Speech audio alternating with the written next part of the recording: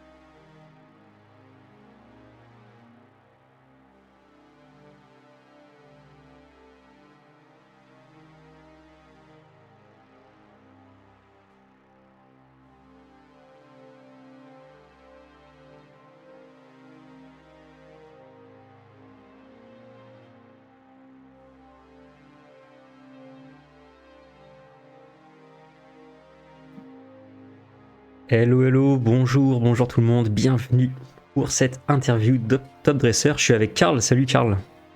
Salut! Déjà, première chose, est-ce que les niveaux sonores sont ok? Est-ce que vous nous entendez bien? Est-ce que vous entendez bien Karl? Il y a 1, peut-être- 2, 1, 2. Ok, il y a Peter dans le chat, salut Peter. Ouais, mon gars, Peter. La saison prochaine, Peter, c'est nous. Let's go, il y a la team PE qui est venue en gang ce soir. Ok, bah du coup, interview Top Dresser, le concept, je le rappelle, c'est j'interviewe des joueurs qualifiés pour les championnats du monde de Pokémon VGC 2024. Du coup, bah Karl, t'es qualifié au championnat du monde. Comment c'est? Félicitations à toi, bravo. Merci beaucoup. Merci à Team PE. Ouais, bah du coup, ça te fait quoi d'avoir réussi à décrocher une qualification comme ça cette année pour les Bah, championnats du monde? en soi, comme c'est. Je m'attendais pas spécialement à ça, vu que mon premier objectif, c'était de progresser de manière générale. Et puis, bah, les points, ça va vite, apparemment. Donc, autant profiter pour prendre encore plus d'expérience à ces premiers Worlds, quoi. Ouais, bah franchement, trop cool. Toi, ça fait combien de temps que t'as commencé le jeu à peu près, tu penses? Du coup, moi j'ai commencé avec Écarlate et Violet quand c'est sorti, quoi. J'ai commencé. Le premier tournoi que j'avais fait, c'était un local à Palaiso en décembre après la sortie du jeu. Hmm. D'ailleurs, c'est drôle parce que j'avais vu Hippolyte là-bas. J'ai vu Franck, j'ai joué contre Franck. J'ai perdu contre Franck parce qu'il a passé un double abri, donc j'ai pas pu jouer Hippolyte après, dommage. Et là, voilà, c'était mon premier tournoi. Et. En fait, en vrai, ma découverte du VGC, ça remonte à, je crois, il y a 3 ans, quand il y avait les Player Cup. Moi, j'ai toujours joué à Pokémon, alors depuis que je suis petit, mais je me suis jamais intéressé à ce côté-là, genre À la scène VGC. Du compétitive, coup, quoi, on va j'avais dire. vu des vidéos de la Player Cup sur YouTube. J'avais vu Wolf Blink, la finale contre David Carrère, là. Ah Et ouais. après, je me suis dit, mais en fait, c'est trop bien. Mais comme je détestais le Dynamax, désolé, hein, je sais pas s'il y a des gens qui aiment le Dynamax, mais moi je trouvais ça horrible. Donc je voulais pas jouer, genre, je voulais pas Ah, commencer avec le Dynamax, donc j'ai décidé d'attendre le prochain jeu. ouais, je comprends. C'est vrai que c'était une mécanique qui était mine de rien un peu complexe et qui changeait beaucoup aussi l'esprit dont tu avais l'habitude quand tu jouais à l'époque sur ta Game Boy et tout. Ça change de fou l'esprit avec le Dynamax, quoi. Du coup, Donc c'est j'ai aussi pour ça que je pense qu'il y a attendu. beaucoup de joueurs qui kiffaient pas trop ce format-là. Ouais, ouais, c'est pour ça que j'ai attendu du coup le prochain jeu. Et dès que j'ai vu ça, je me suis lancé. J'ai commencé à faire. J'ai fait mon premier local à Palaiso. Après, je me suis pas inscrit pour Liverpool, mais je me suis inscrit pour Bochum là en Allemagne. J'ai Mhm. fait mon premier régio. C'était bien, bonne expérience. Après, j'ai fait Utrecht. Après, j'ai fait le UIC. Et j'ai fini avec Turin cette saison-là. Et Ok. Ouais, bah, bon, franchement, pour mes premiers régios, j'attendais rien, je voulais juste bah, prendre de l'expérience, quoi. Déjà, mon premier régio, je me rappelle que je trouvais ça trop long, 9 rondes. Genre, c'était vraiment à la fin, à la 9e ronde, j'avais plus l'énergie pour jouer, Ah, moi. c'est fatigant le premier régio. Tu sais, C'était tu vraiment t'imagines trop. pas que tu vas mettre autant d'énergie pendant une journée à jouer à Ouais, Pokémon, tu sais. ouais, vraiment, au début, je me disais, bah, devant la Switch en train de jouer, je savais pas que ça allait, genre, prendre autant d'énergie, quoi. Et après, avec le temps, je me suis habitué et bon, j'ai amélioré un peu les résultats parce qu'au premier, j'avais fait 4-5, je crois. Après, j'ai fait 5-4. Après, j'ai fait 5-4 encore. Et au dernier à Turin, j'ai fait 6-3. J'ai eu mes premiers points. Donc là, Mhm. c'était déjà un premier palier qui était passé. Et bah, c'est sûr que ça a fait plaisir. Et comment est-ce que tu as su qu'il y avait un peu ces régios, etc. Parce que tu as vu qu'il y avait un peu la compétition internet. Mais après, Ouais, comment est-ce que ben, tu as passé le pas de connaître ce en qui se passait et de venir te déplacer? Ouais, bah en fait, après, bah, j'ai essayé de me renseigner sur ça pour voir comment ça se déroulait. Et bah, il y avait Thomas qui faisait beaucoup de vidéos Ok. sur ça, sur comment les tournois se déroulent, etc., comment s'inscrire et tout, et qui expliquait tout. Donc j'ai regardé un peu ses vidéos. Et c'est là que j'ai vu que bah, du coup, il y avait les régios. J'avais pas vu. En fait, je pense que si j'avais vu qu'il y avait Liverpool, je pense que je l'aurais sûrement fait, mais je savais même pas qu'il y avait Liverpool, je crois, où j'avais pas pu m'inscrire, ou je me rappelle plus, mais euh, Ouais. du Ouais, t'étais coup, pas bah assez au après j'ai taquet, dit on va ouais, dire, pour réussir à prendre ta place, quoi. ouais, et je me suis dit au début, bon bah vas-y, cette saison, je vais essayer d'en faire un, deux. Je me suis inscrit à Bochum et Utrecht, je me suis dit, bah, je vais faire eux, et après, bah au final, j'ai fait presque tous les autres. Bon, j'ai pas fait Malmö, je crois, mais ouais. Après, au début, je me suis dit, vas-y, j'en fais quelques-uns, je vais jouer un peu, je vais voir, et en fait, je suis devenu addict, hein, tout simplement, hein. Là, si on voit cette saison, le nombre de tournois que j'ai fait Barcelone, Lille, Hmm. Stuttgart, Liverpool, Dortmund, EUIC, Utrecht, Stockholm et Bologne. J'ai fait presque tout ce qu'il y avait de possible, Oh la à part vache. le tournoi en Pologne, là. Donc, ouais, je suis vraiment totalement devenu accro, hein. Putain, c'est stylé. Et comme de base, je suis un peu quelqu'un d'accro à la compétition, bah alors là, c'était tout ce qu'il me fallait.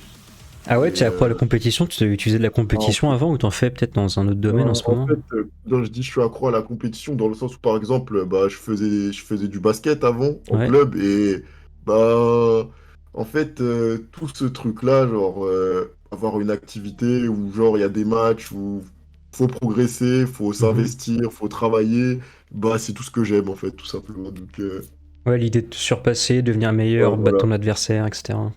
voilà, c'est ça. Ouais, bah je Et pense que du c'est un des gros attraits aussi du VGC. C'est des gens qui participent à ça en général, c'est des compétiteurs et qui aiment bien Ouais, se c'est ça, surpasser, hein. quoi. Vraiment, moi, en fait, tout ce qui m'intéresse depuis le début que j'ai commencé, c'est affronter les plus forts. Donc, pour affronter les plus forts, tout simplement, faut devenir fort soi-même. Donc, j'ai toujours cherché à progresser, accélérer ma croissance. C'est pour ça que bah, j'ai fait énormément de coaching. Enfin, je crois, je sais pas si je suis celui qui a fait le plus de coaching peut-être dans la combi FR. Vraiment, j'ai mangé à tous les râteliers, hein. Ah bah, Vraiment, je voulais chercher tout. ça me permet d'enchaîner avec ma prochaine question. C'est parce que tu dis que tu as fait beaucoup de tournois cette saison. Et Ouais, moi, je te le dis, tu as beaucoup progressé. Je pense que tu vas être d'accord avec moi. ouais. Comment est-ce que tu expliques que tu es progressé de cette manière-là et donne-nous un peu tes conseils aussi, peut-être. Alors, bah, je pense que de base, j'ai déjà une mentalité qui m'aide à aller dans le bon sens, dans le sens où, bah, par exemple, moi, depuis que j'ai commencé Pokémon, même quand je perds parce qu'il y a un move qui rate ou un truc comme ça, bah, je suis pas le genre de personne vraiment à s'énerver contre ça. Genre, j'ai accepté ça, ça fait partie du jeu. Mhm. Donc, bah, en fait, je me demande juste qu'est-ce que j'aurais pu faire de mieux et comment je pourrais arrêter de répéter cette erreur, par exemple. Et je pense que ça aide beaucoup déjà. Euh, et je sais aussi que bah, je fais énormément d'erreurs et que c'est normal vu que je suis un joueur assez jeune. Donc, Donc, tu avais une première j'essaie étape un de... petit peu, c'est de te dire bon, bah, Voilà, je suis là pour progresser, c'est normal de se tromper. Si jamais il y a des événements aléatoires, c'est pas de ma faute, j'y peux rien et je prends le Ouais, positif un peu, voilà. quoi. Voilà, après, c'est vrai que c'est sûr que des fois, c'est frustrant, comme on dit souvent avec Ryan, Adam, tout ça, quand on est un acteur payé, on donne littéralement les games aux adversaires. Mais bon, moi, bon, là, je suis encore un bon acteur payé, mais bon, on travaille pour corriger ça, quoi. Plus faire d'erreurs, quoi. Voilà. Mais après, c'est impossible, de toute façon, de faire aucune erreur, mais voilà, en fait, la progression, franchement, je l'ai senti. Bah, en vrai, je l'ai senti notamment de après l'événement de Stuttgart. Je sais pas si tu sais ce qui s'est passé à Stuttgart, mais Non? en gros, je suis allé à Stuttgart et j'ai fait un 2-7. Genre, j'ai fait 2-7. Ah ouais. Et du coup, franchement, en plus, bon, pour la défense, bon, ça change rien, mais normalement, ça aurait dû être un 3-6, mais comme il y avait Antoine en stream à l'arrière game, j'ai donné la win à l'adversaire et je suis allé voir le stream, parce que bon, 2-7 ou 3-6, ça change rien, mais bon, au final, je pense que j'aurais quand même préféré voir écrit 3-6 que 2-7, mais bon. Du coup, ce tournoi-là, c'était vraiment, waouh, c'était terrible, hein. Ah, ça t'a Je mis me un coup au sentais moral un peu horrible, ou... hein. Est-ce que ça t'a mis un coup au moral un peu ou... Ça m'a vraiment mis un coup au moral parce que bah, moi, dans ma tête, là, moi j'étais capable de day tout et genre l'équipe, elle avait. Pour moi, l'équipe, c'est pas la faute de l'équipe, hein. Tout le monde me dit c'est la faute de l'équipe. Ah non, ils me disent c'est la faute de l'équipe, mais moi, pour moi, je pense vraiment l'équipe, c'était ok. Genre, c'était pas la meilleure, mais je pense que vraiment c'est moi qui me suis chié dessus, hein. J'ai fait caca partout et puis c'est tout. Mais du coup, après ça, franchement, ça m'a mis mal, quoi, parce que je me suis dit, bah, j'avais quand même prep énormément, genre, avant ce régio, et bah, moi, je m'attendais, honnêtement, quand je suis arrivé, genre, j'ai même perdu la ronde 1, mais j'avais vraiment bien joué, genre, la ronde 1, après les autres, c'était autre chose. J'avais vraiment bien joué la ronde 1, et puis, même en étant en 0-1, bah, moi, je me voyais toujours dans tout. Genre, je me sentais confiant, genre, avec l'équipe, mais non, malheureusement, du coup, ça s'est vraiment mal passé. Et donc, après ça, j'ai fait une pause. Euh, j'ai arrêté de jouer pendant, je pense, 3 semaines, quelque chose comme ça. Après, c'était les fêtes, etc. De toute façon, donc c'était un bon moment pour faire une petite pause. Ok. Et après ça, c'est à partir de là où j'ai commencé. J'ai eu 15 sessions de coaching avec Fede Campo. Et là, Hmm. Fede Campo, franchement, il m'a énormément aidé. Donc j'ai beaucoup travaillé avec lui sur bah, différents aspects du jeu et notamment il m'a aidé aussi à améliorer ma prep que je faisais pour les tournois. Mhm. Et donc suite à ça, bah, il y a eu Liverpool. À Liverpool, j'avais fait 6-3. J'ai pas eu de win and in ni rien, mais bon, j'ai quand même fait 6-3, donc bah, c'était acceptable. Et je trouve que en plus, j'avais pas si mal joué que ça dans la journée, mais j'avais fait des erreurs qui m'ont coûté cher, quoi. Et ensuite, à Dortmund, bah, c'était le régio d'après, j'ai fait 5-4. Bon, là, j'étais assez déçu encore du résultat, puisque ben, je me voyais encore passer au deuxième jour, mais bah, non, c'était pas encore le moment. Et puis, après, étrangement, pour Utrecht, qui est mon meilleur résultat de la saison, où j'ai fini 30e, j'ai fait mon premier day 2 avec ben, une première journée assez dure quand même. Ben, étrangement, j'avais prévu de pas venir à cet événement et du Ok. coup, je m'étais pas vraiment préparé. Et c'est là où il y a eu la team, la Japan Balance là, qui est sortie. Mhm. Et ben, la Japan Balance, c'était totalement mon style. Du coup, Incineroar, Rillaboom, c'est là que mon amour pour eux s'est révélé. J'ai compris que c'était vraiment c'est le genre d'équipe qui cliquait pour moi. Et donc, je suis monté. J'ai pas fait de vrai prep comme je faisais avant pour les tournois, mais j'ai joué un peu avec l'équipe sur le ladder. Et bah, je suis monté assez vite, assez haut dans le ladder, et je me sentais littéralement invincible avec l'équipe. Bon, bien sûr, je savais que j'étais pas invincible avec l'équipe, mais juste, bah, c'était le sentiment que quand je lançais des games, bah, je me voyais pas perdre. Et quand, bah, du coup, je suis arrivé au tournoi à Utrecht, j'ai commencé, je crois, en 4-0. Après, j'ai perdu une fois. Ensuite, j'étais en 6-1 et malheureusement j'avais dû affronter Adam. Et donc là j'ai dû jouer mon premier win-in, c'était contre Bila en plus. Mhm. Donc c'était pas un match facile et bah j'ai gagné. Et bah là du coup Ah, enfin je suis je m'en arrivé. souviens bien de ce match en plus. Je t'ai Ouais, jeté un coup d'œil ouais, à ton t'étais match. derrière moi, tu me regardais. Et ouais, c'était dur, hein. Tu sais que franchement, je crois que c'est lui qui me la donne, hein, parce que je sais Ouais, plus quelle erreur il a fait, mais ouais. normalement, il devait pas avoir de game 3. Bah, Il disons devait pas avoir de il game te laisse 3. revenir, quoi, et toi, tu fais la remontada parfaite, mais. Ouais, ouais. Et bah, du coup, bah, après ça, j'ai enfin atteint le palier que je voulais atteindre toute la saison. Je voulais au moins faire un day 2, et puis. Ben, le problème, c'est que on veut toujours plus, donc un, Ah, c'est c'est plus ça. suffisant. Là, par exemple, moi, j'étais déçu de ne pas avoir Day2 à Bologne parce que je me voyais Day2 encore une fois. J'étais en 5-2 les deux dernières games, surtout la ronde 8. J'ai fait une erreur qui m'a coûté quand même le BO parce que j'aurais pas dû aller en game 3, mais j'ai fait un mauvais tour qui m'a coûté du coup le BO. Et bah, du coup, j'ai pas pu jouer de win à Bologne. Et franchement, moi, sur le moment, bah, j'étais pas énervé ni quoi. Je me suis dit dommage, mais en y repensant, franchement, ça rend quand même un peu triste parce que Un peu d'amertume, quoi. ouais, j'ai un peu d'amertume. Surtout que, bah, tu vois, je jouais la même équipe qu'Hippolyte et Adam. Adam, il a pris la team le jour d'avant. Commence en 7-0. Bon, après, bon, je suis pas du calibre de ces joueurs, je sais très bien.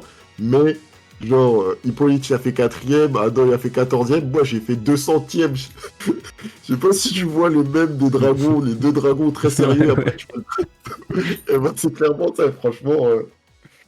Bah, moi je me voyais, encore une fois, là je me voyais encore, je me voyais day 2. Et puis au final j'ai fini en 5-4. Bon après maintenant que j'ai day 2 Et une fois, merci pour le follow, 5-4, Gisco. pour moi, 6-3 ou 5-4, 6-3 encore, juste peut-être. Juste pour l'ego, j'aurais voulu aimer finir en 6-3, mais bon, ça change rien parce que tu passes quand même pas au deuxième jour. Mais ouais, c'est vrai que ouais, comme c'est le dernier tournoi en plus avant les Worlds, et les Worlds pour le coup, j'ai pas spécialement d'attente en termes de résultats. Je veux juste, vraiment, j'espère juste avoir la chance d'affronter des bons joueurs. Genre, j'ai envie d'affronter les plus forts.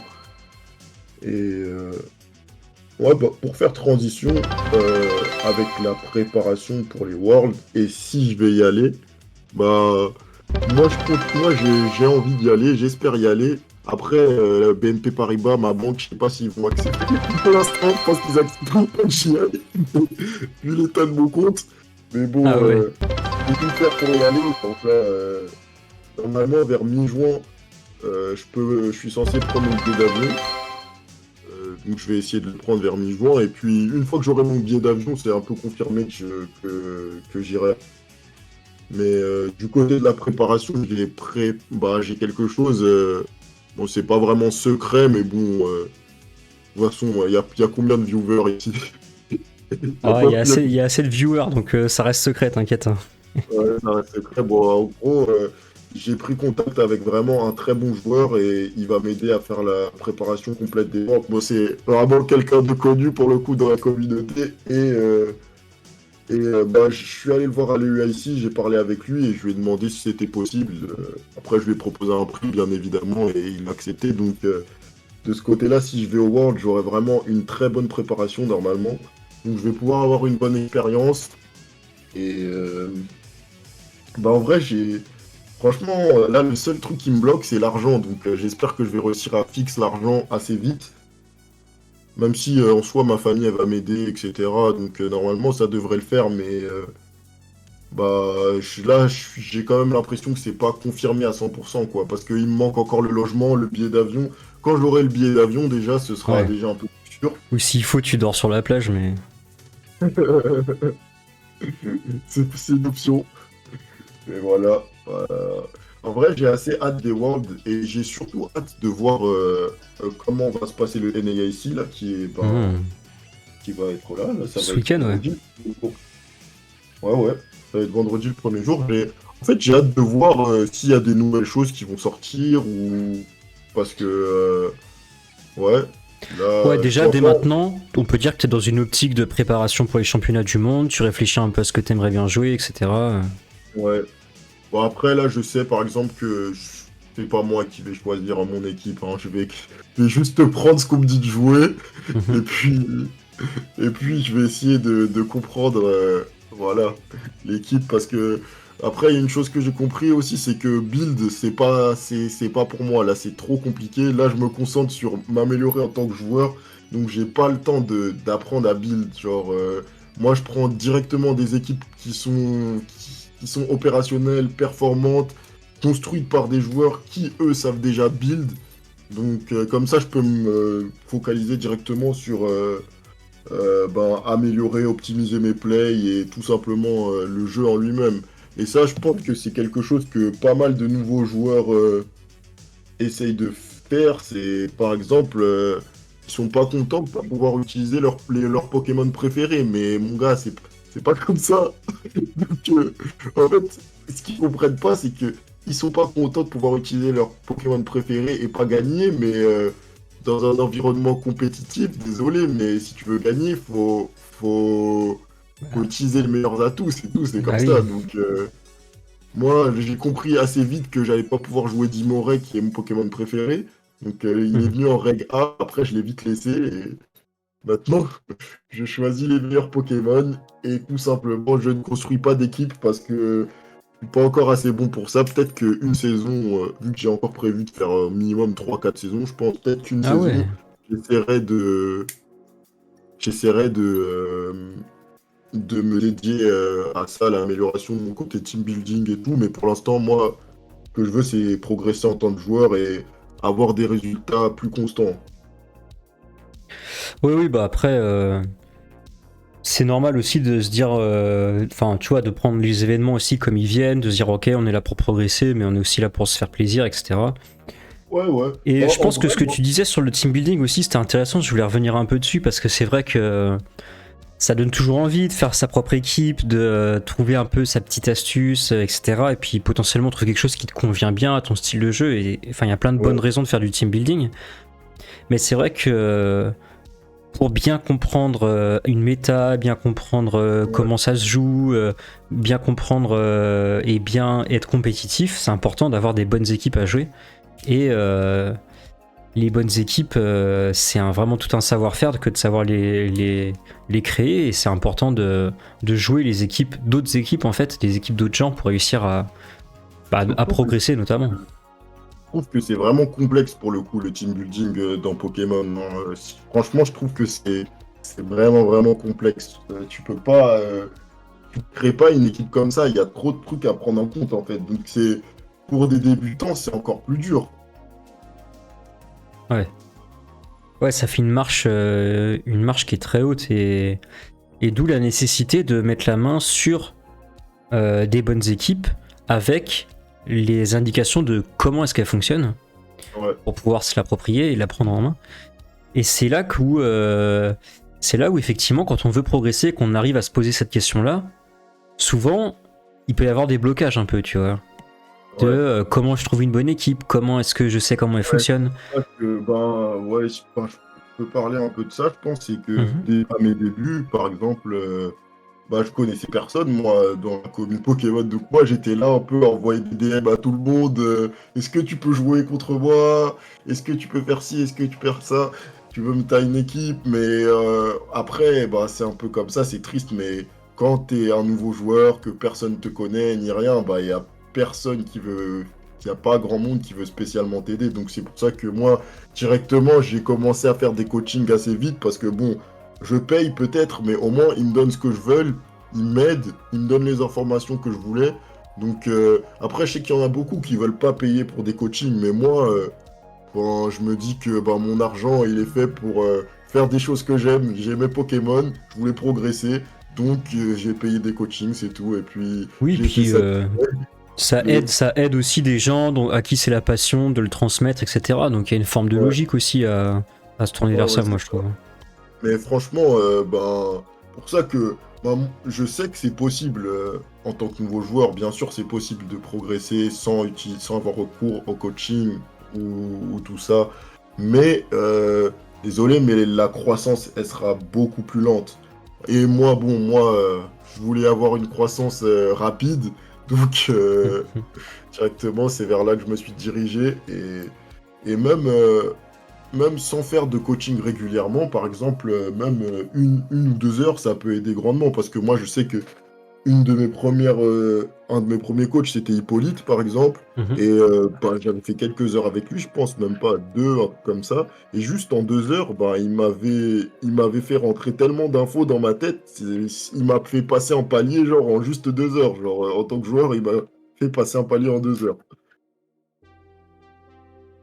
Ouais, ouais, bah, ça m'étonne pas parce que quand tu commences et que t'as pas trop de contenu pédagogique, le jeu est tellement complexe, avec tellement d'informations, de connaissances, etc., que de réussir à filtrer ce qui est important pour toi à capter au début, c'est super difficile. Et le fait qu'il y ait quelqu'un qui a cette maîtrise-là, bah, il va pouvoir t'aiguiller à ce niveau-là, quoi. Ouais, Et quand j'ai commencé le jeu aussi, j'ai trouvé les mêmes problèmes. Et je me dis, ce serait quand même sympa que communautairement, il y a un peu une petite entraide pour aider les débutants à juste les 2-3 bases, que ce soit de l'entraide, tu vois, pour juste savoir un peu si ça te plaît, tester un peu les choses, etc. Et puis après, bah, effectivement, la possibilité de faire du coaching, elle existe aussi. Mais que ouais. peut-être que les premières étapes du coaching, elles soient accessibles de manière, je sais pas, on va dire, les gens s'entraident naturellement. Je trouverais ça Ouais, pratique, voilà. quoi. Ouais, mais ça, je sais pas, mais je pense que c'est un peu plus compliqué, quoi, parce que, bon, bah moi, si je vois des gens qui ont besoin d'aide, quand je vois des nouveaux joueurs, par exemple, même en région, quand je joue contre des gens, je sens que c'est des nouveaux joueurs et qui me posent des questions après les games, etc., je leur réponds toujours, etc. Mais je sais qu'il y en a beaucoup, c'est plutôt, si t'es pas fort, et ben ils te calculeront jamais, c'est tout. C'est triste, mais c'est réel, hein. Vraiment, il y en a, c'est limite, si t'es pas fort, t'es même pas un humain, quoi. C'est vrai que il peut y avoir un peu parfois des comportements comme ça. Bon, après, moi je trouve que ça reste assez rare, tu vois, la plupart du temps, les gens ils sont quand même, ils aiment bien aider, ils aiment bien discuter. Mais le fait qu'il y ait des gens comme ça peut te refroidir de demander de Ouais, l'aide ou d'être plus dans ah, une optique d'entraide et tout. Je suis assez bah, d'accord. au début, moi, je te dis, j'étais dans les DM de tout le monde, j'envoyais des DM à tout le monde, j'en avais rien à faire.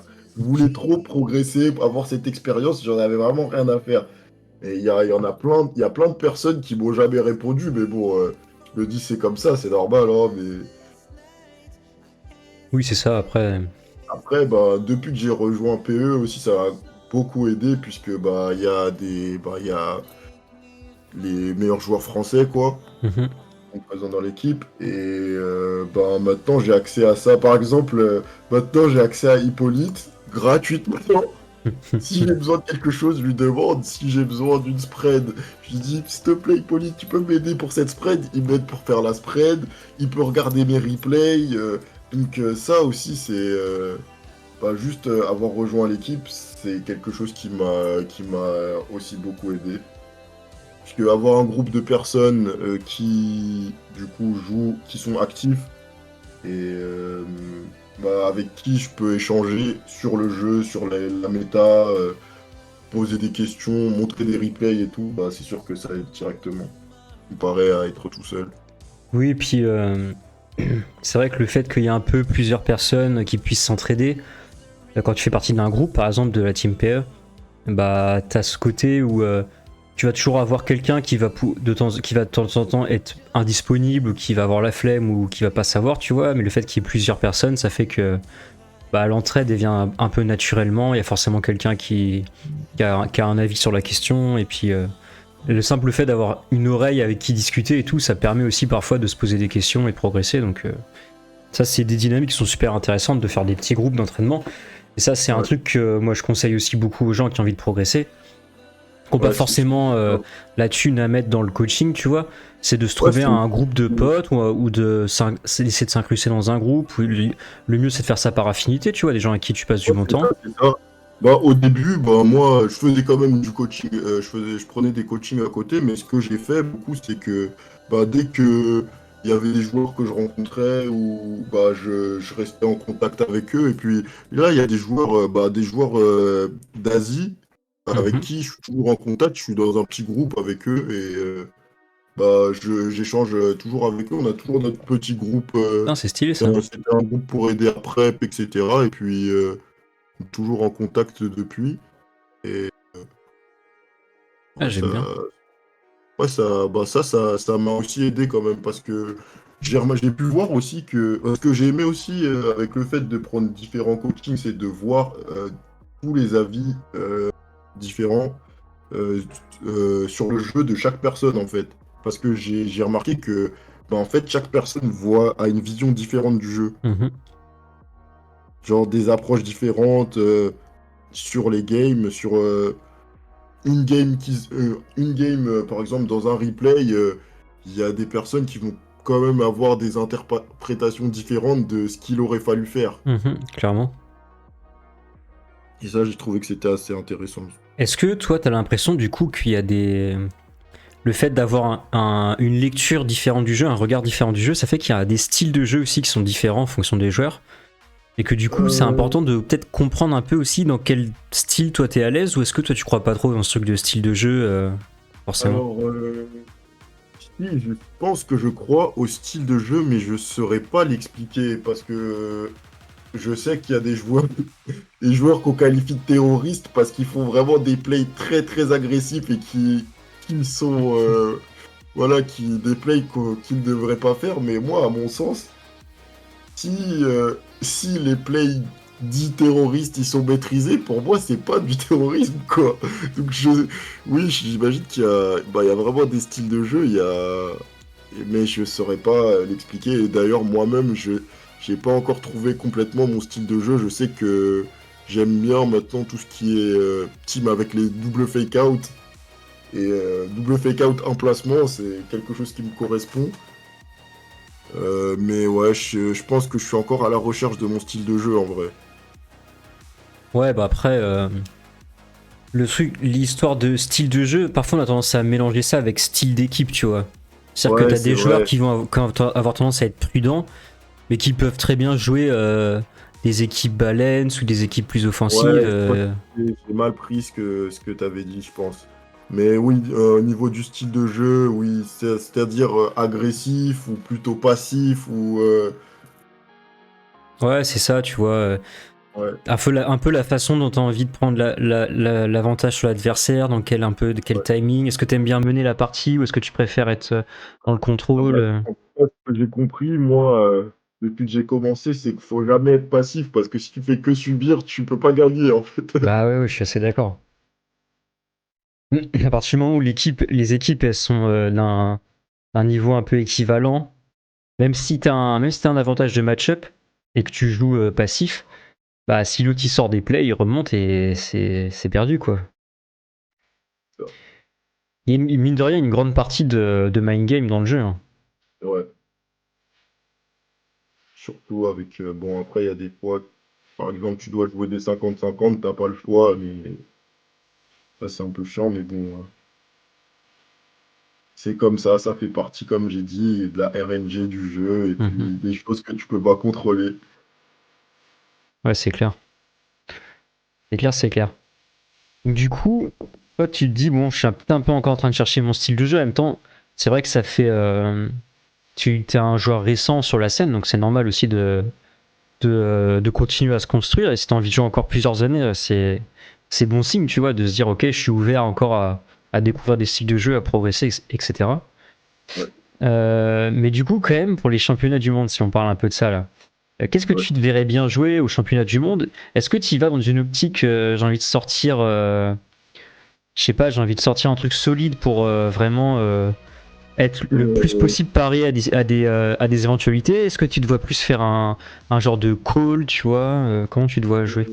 fait, vu que c'est pas moi qui vais faire mon équipe, alors là, j'ai aucune idée. Moi, je te dis que là, bah, je te dirai de toute façon après l'interview qui va me coacher, etc. Mhm. Que bon, de toute façon, je fais un peu le mystérieux là, mais j'ai déjà dit à beaucoup de mots. Ouais, ouais, t'inquiète. Et je pense que je vais juste suivre ses conseils et prendre l'équipe qu'il propose parce que je vais essayer juste de jouer ce qu'il me donne parce que je pense pas que, à part si lui, il fait un call, ce qu'il a déjà fait l'année dernière, euh, Oui, bah, toi je pense pas tu vas suivre un peu que je vais suivre en fait. Moi, je vais juste l'expérience, oui, bah. suivre et le but, c'est aussi d'apprendre de lui en tant que joueur en général. Vraiment, ses chemins de pensée dans les games, Mhm. qu'est-ce qui l'amène à faire tel ou tel play. C'est un tout en fait. Et du coup, ça va m'aider en même temps pour les Worlds, mais c'est vraiment comprendre tout le style du joueur, voilà. Vraiment, c'est ça. Ouais, ouais, j'entends bien. Bah, il y a par exemple Megaton qui pose une question là. Il demande que si t'aimes jouer risqué, il se demande, enfin, il se dit si t'aimes jouer risqué, faut pas jouer balance. Si t'aimes jouer risqué, tu vas préférer seulement jouer HO, Hyper Offense, et que Ouais, ce serait directement lié, tu vois. Moi, je pense que c'est en partie vrai. Ce que tu dis, c'est vrai que HO, ça va plutôt être un style de jeu pour quelqu'un qui aime bien être risqué. Mais on peut très bien imaginer quelqu'un, tu sais, qui dans sa tête, tu sais, il est vraiment à calculer tous les, je sais pas, toutes les meilleures outputs, etc. Et en jouant HO, à vraiment jouer ça comme une partie d'échec en mode je m'échange ouais, les pièces de manière à me trouver dans une situation finale où je peux plus perdre, ouais. tu vois. Et là, c'est Il y a beaucoup une façon de de jouer qui est presque pas risquée dans le sens où si tu sais où tu vas, euh, tu, tu joues ta game comme ça. Et comme le précise aussi Shao, tu peux jouer balance en aimant jouer risqué, c'est-à-dire que tu joues balance, une équipe un peu contrôle, mais tu peux quand même te permettre de faire un play risqué, etc. de temps en temps pour justement déséquilibrer la partie. Donc je pense que c'est en partie vrai, t'es pas totalement à côté de la plaque, Megatorn, mais vraiment, c'est pas toujours corrélé le style d'équipe et le style de jeu, à mon avis.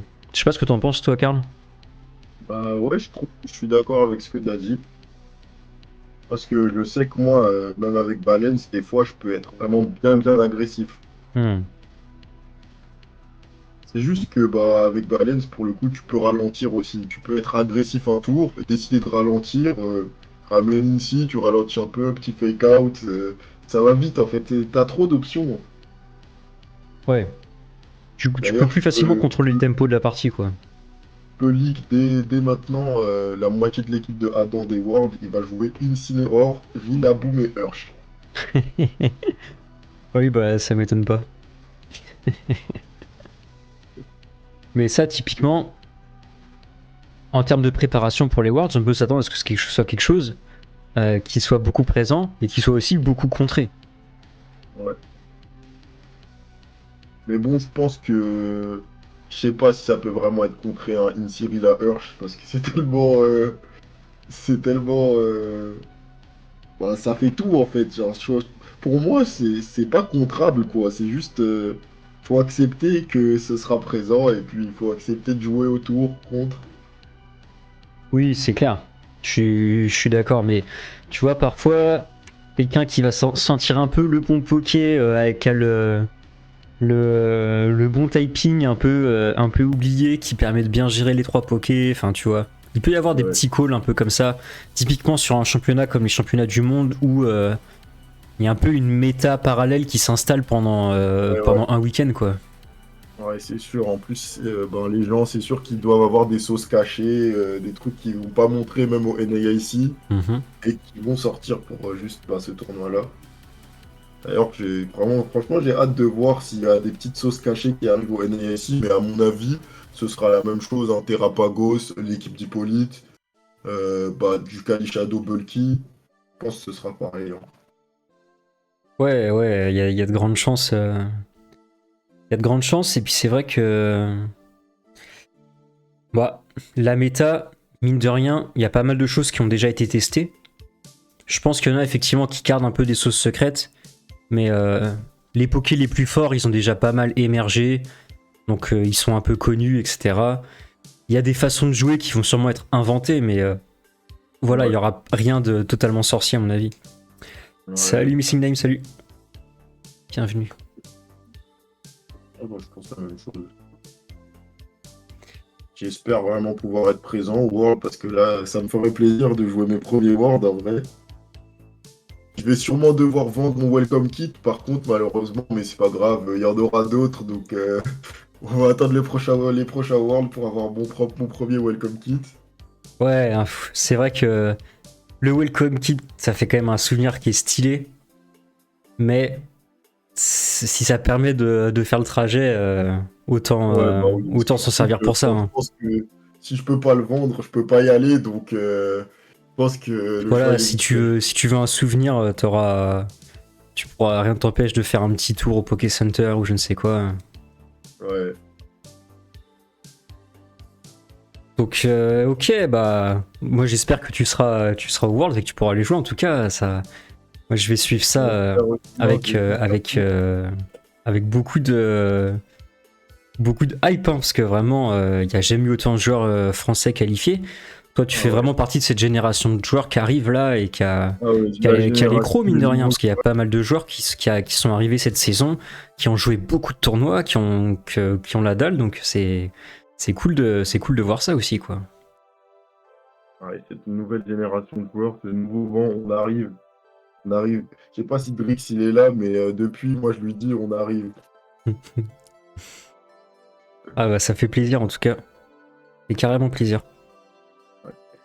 Du Par coup, contre, après les Worlds, pour le coup, je ouais, pense vas-y. que là, pour la saison prochaine, je vais commencer plutôt en janvier. Après, je suis un addict, donc j'imagine que quand ils vont annoncer les régios, si je vois qu'il y a des Ah villes oui. qui me plaisent, malheureusement, Un je vais petit pas pouvoir région me en retirer. France, tu sais que tu vas recroiser tout le monde. Ouais, voilà.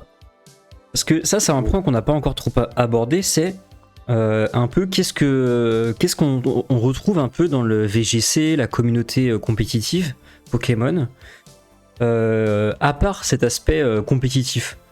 Parce que voilà, la compétition, ça existe dans plein de domaines, on en a parlé, le basket par exemple. ouais. Mais qu'est-ce que tu as senti de spécifique un peu au VGC? Pourquoi est-ce que ça te Ah, plaît tant de venir ouais. faire du VGC en fait? Bah, en fait, juste aussi voir les potes, tout simplement, ça fait plaisir. Voyager avec, par exemple, là, quand je suis allé à Stockholm avec Ryan, on a tellement rigolé, c'était trop bien. Franchement, ma perf à Stockholm, elle était nulle. Mais là, c'était mon région préférée de la saison, devant même Utrecht où j'ai fait ma meilleure perf de la saison, parce que tout simplement, outre pour le côté Pokémon, on a trop rigolé avec Ryan. Ouais, bah ça c'est vrai que ça fait plaisir. Moi j'ai aussi rencontré plein de monde avec Pokémon et puis c'est vraiment une des principales raisons qui fait que t'es content de venir en tournoi, c'est que tu sais que tu vas Ouais, retrouver du c'est ça. monde. Moi je pense par exemple à la team RDV aussi. Salut Chinos qui rejoint le chat. Ça fait plaisir de. Bah, je sais par exemple, je vais faire un petit local à Nantes. Je vais souvent recroiser du monde que j'ai l'habitude de voir. Hop, on va en régio, on voit un peu du monde différent. Et à chaque fois, ça se passe bien. Et quand bien même ta performance, elle est pas terrible, bah ton week-end, il Ouais. est pas raté pour autant, tu vois, parce que t'es content de ce que t'as partagé. Donc, Ouais, vraiment, c'est vraiment ça. Bon, à part Stuttgart, parce que désolé, moi j'étais pas content même pour mourir mes amis. Bon, si Stuttgart, j'avoue, j'étais content parce que bah Guacamou qui a RDV maintenant, bah, c'est trop mon gars. hmm. Je pense pas qu'il soit là, mais c'est vraiment mon gars, Pierre. Et franchement, ça m'a vraiment fait plaisir parce que je me rappelle, il a battu Edu 2-0.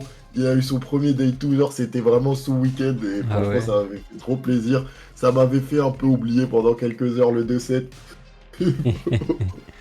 trop cool. Et Gabu qui souhaite les bon anniversaire pour les 1 an de la team RDV. Ça fait officiellement 1 an qu'on existe, ouais. Aujourd'hui, ça fait 1 an. Ouais. Et bon, Donc, bah, moi aussi, je fête bon anniversaire à toute l'équipe, hein, ça fait plaisir. J'ai même pas mis mon maillot pour ça, j'avoue. moi, mon maillot, je l'ai mis une fois, je crois, parce que je trouve que c'est trop moche les maillots e-sport, désolé. Hein. Ah, Je sais pas ouais, mon CEO là, je sais pas si tu m'entends, mais vraiment, les maillots e-sport, c'est trop vilain. Faut penser à un nouveau merch, une casquette, je sais pas, un ah, je truc. suis d'accord. Parce que, parce que vraiment, les maillots e-sport, je trouve ça vilain. Moi, je peux pas porter ça tout le temps, je peux pas attendre, désolé. Ouais, faut que ce soit plus un accessoire, un truc, tu vois, genre. Il y a une part de moi qui est quand même pas mal d'accord avec toi. En fait, tu vois, c'est pas que je trouve ça vilain, vilain. Genre, tu vois, le maillot, le nouveau maillot PE qu'on a, il est bien. Mais moi, j'ai pas envie de porter ça. Genre, je veux bien le porter pour une photo, mais moi, j'ai pas envie de me balader avec ça, quoi. Genre, je préfère avoir une bonne tenue. Genre, je sais pas. Je sais pas. Je préférerais vraiment un accessoire, une casquette ou un truc. Je pense que une petite casquette avec un petit zabdos. Enfin, je sais pas, je trouve que ce serait très bien déjà. Plutôt que le maillot. Voilà, bah si t'aimes le maillot, Peter, mon gars, c'est bien pour toi. Moi, j'aime pas. Ouais, bah après, c'est vrai que c'est.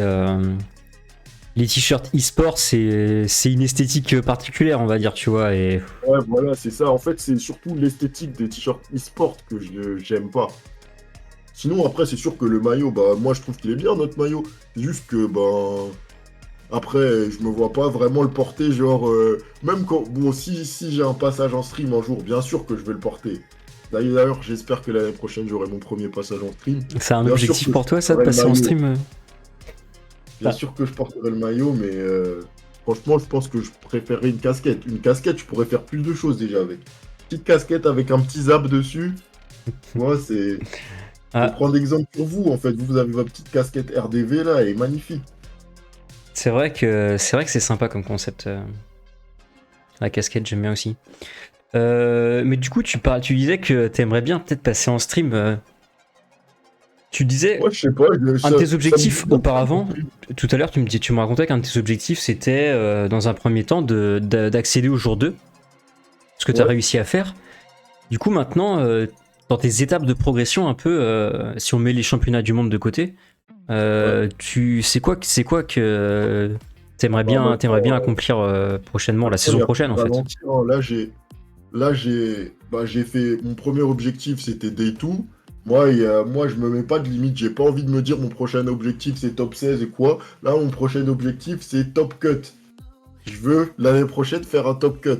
Je sais que bah quand on dit ça, genre qu'on voit mon niveau actuel, on se dit que c'est pas possible. Mais franchement, écoutez-moi bien. Moi, je sais très bien que ce sera possible. Attendez seulement la saison prochaine, mes gars. Vous allez voir. Moi, je parle pas beaucoup. Vous verrez juste. Vous verrez juste. Quand vous allez voir écrit Karlak Pobi en top cut, faudra pas faire les choquer. Donc, du coup, mon prochain palier que je veux attendre, c'est top cut. Et après, si j'arrive à faire un top cut, bah, bien sûr, que tout le monde veut, que même Adam n'a pas encore réussi à accomplir, gagner un régio. J'aimerais bien d'ici. Bah ça, après, j'ai le temps parce que, comme je t'ai dit, je vais faire encore 3-4 saisons, je pense. Après, peut-être si je suis vraiment addict, hein, je vais continuer, mais j'espère au moins d'ici 3-4 saisons prendre un titre régional. Ah ouais. Bon, en tout cas, les termes sont dits, hein. Objectif top cut la saison prochaine et le plus vite possible, plus vite possible, avoir un titre de champion régional, hein. Ouais, c'est pour ça que bah, j'avoue que j'étais assez déçu un peu de pas avoir fait de deuxième jour 2 cette saison parce que franchement, je pensais que je sentais que bah, je sentais pas que je n'étais pas au niveau pour faire ça, mais bon, malheureusement, j'ai pas réussi. Mais bon, déjà, bon, la première étape, ce serait peut-être de renouer déjà avec le jour 2. Mais ça, je pense que ça va arriver assez vite, franchement, parce que de manière générale, j'ai énormément progressé. Et je sais que bah, un jour 2 finalement, c'est pas si dur que ça. Il y a vraiment beaucoup de facteurs qui rentrent en compte pour que ça passe. Mais je Hmm. pense pas que c'est si dur que ça. Oui, oui, c'est vrai que c'est la barrière, elle est pas si élevée qu'elle en a l'air parfois. Et c'est vrai aussi que tu disais qu'en termes de progression, t'avais pas mal appris à te préparer pour un tournoi où tu disais que la Ouais, première fois que t'as mis les pieds dans un régio, t'as trouvé ça super fatigant, intense, etc. ouais Maintenant, maintenant, comment est-ce que tu fais pour te préparer? Comment est-ce que tu abordes un tournoi avec l'expérience que tu as déjà? bah alors maintenant, déjà, j'essaye d'avoir l'équipe, pas le jour d'avant, pas la semaine d'avant, j'essaye d'avoir l'équipe au moins 2 semaines avant. Après, il y a toujours des petites modifications qui arrivent et du coup, bah, récemment, j'ai commencé à faire beaucoup plus de prep, genre de match-up plus longue, c'est-à-dire que, bah, par exemple, il y a quelqu'un qui m'aide, on fait des BO9, j'enregistre tous les replays et bah, je vois les meilleures routes possibles dans les games. Et bah, surtout, c'est bien connaître mon équipe, bien Ok. identifier quels sont les match-ups qu'on a abandonnés, parce que bien sûr, c'est pas possible de couvrir tous les match-ups. Identifier les match-ups qu'on abandonne, les match-ups qui sont favorables et les match-ups qui sont un peu plus compliqués. Et vraiment, bah, après, dans un premier temps, je fais beaucoup de ladder et après, je fais une préparation plus orientée match-up, c'est-à-dire que prends chaque match-up et bah, j'essaye de voir quelle est la meilleure façon de jouer dans chaque cas. Ok. Ok, bah c'est intéressant. C'est vrai que c'est une approche qui est quand même pas mal. On va dire, on prend son temps pour bien sélectionner son équipe et on essaye de la maîtriser le mieux possible, en gros. Ouais, Et moi, je pense qu'il y a beaucoup de possibilités pour se préparer. Et c'est important que je trouve que les gens ils disent un peu comment ils se préparent, d'en parler un peu de manière c'est vrai publique, parce que c'est pas évident de se préparer en vrai. C'est un point de progression pour beaucoup de joueurs. Et comme toutes les façons de se préparer ne conviennent pas à tout le monde, je pense que c'est important de s'inspirer les uns des autres comme on fait. Et je pense que toi, ta ouais. manière de préparer elle pourrait aider pas mal de monde. Ah bah, en vrai, moi j'ai juste écouté ce qu'on m'a conseillé et surtout, ben, j'ai remarqué que c'était ce qui marchait un peu pour moi, quoi.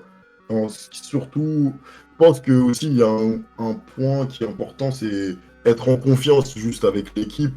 Et ben, t'es en confiance quand t'as beaucoup joué avec l'équipe, quand tu sais, par exemple, comme j'ai dit, quel match-up sera dur, quel match-up sera facile, quel match-up sera un peu plus compliqué que la normale.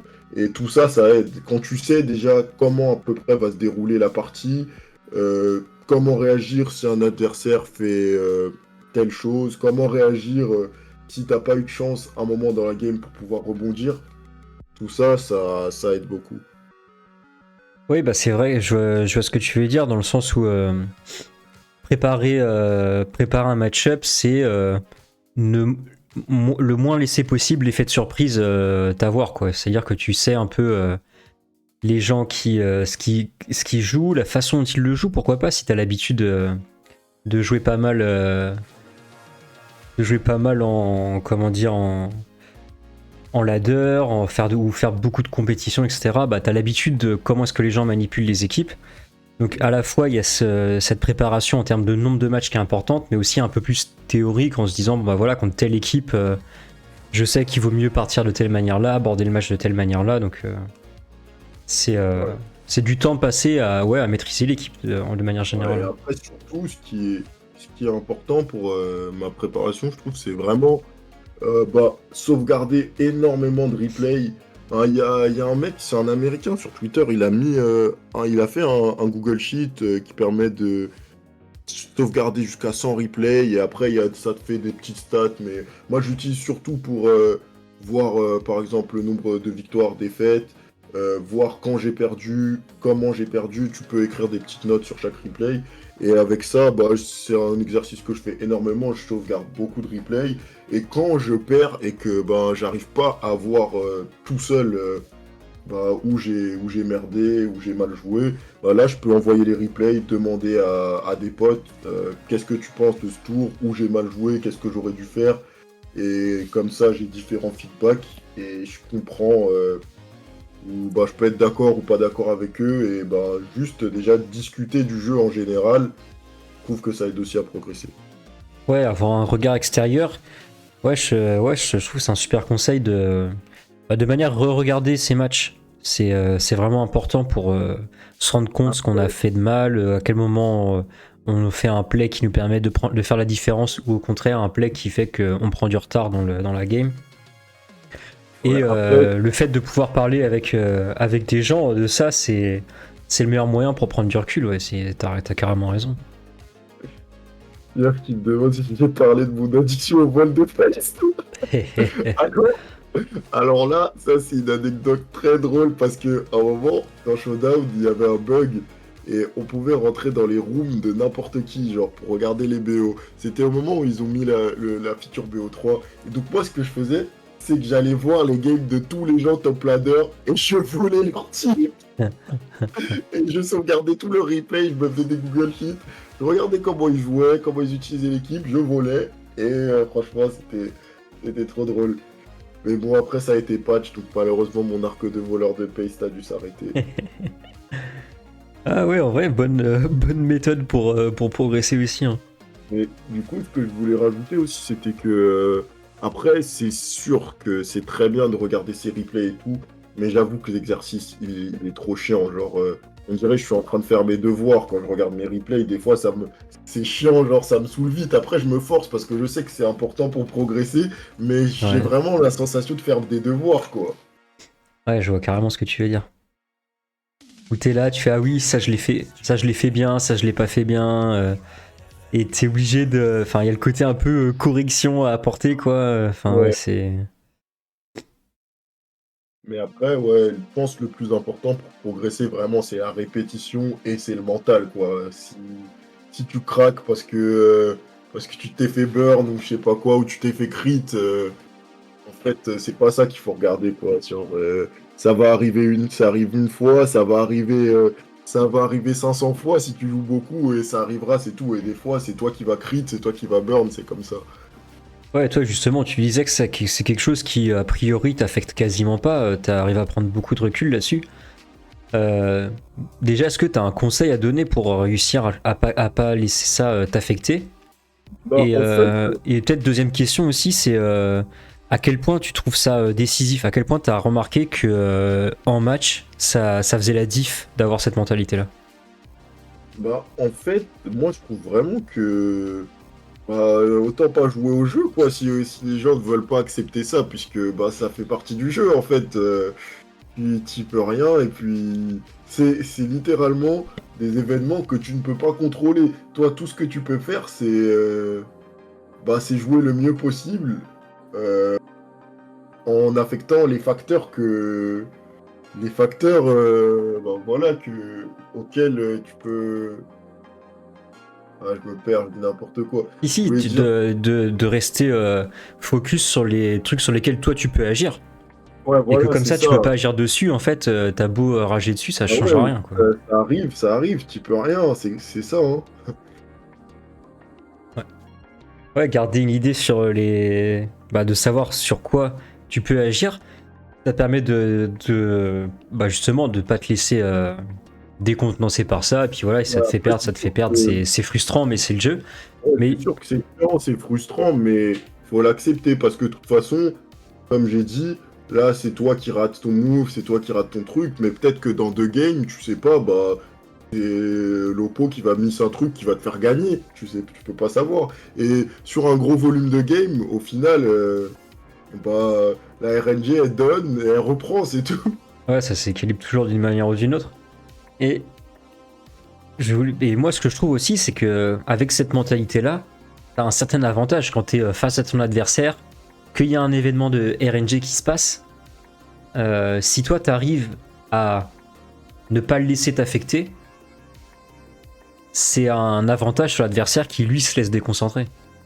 Ouais, je vois beaucoup d'adversaires en région, par exemple, quand ils m'ont crit, quand ils font, je sais pas, quand ils ont eu des moments d'RNG, ils sont là, ils me regardent, ils s'excusent, mais je comprends pas en fait ce truc de s'excuser, c'est arrivé, tu vas faire quoi? Tu vas FF la game parce que tu vas crit, ça sert à rien de s'excuser, en fait, c'est comme ça, moi je m'excuse pas, moi je fais rien, je fais aucun signe ni rien, je t'écris, c'est comme ça, c'est tout. Il y en a qui veulent s'excuser, qui vraiment, on dirait, ils sont gênés.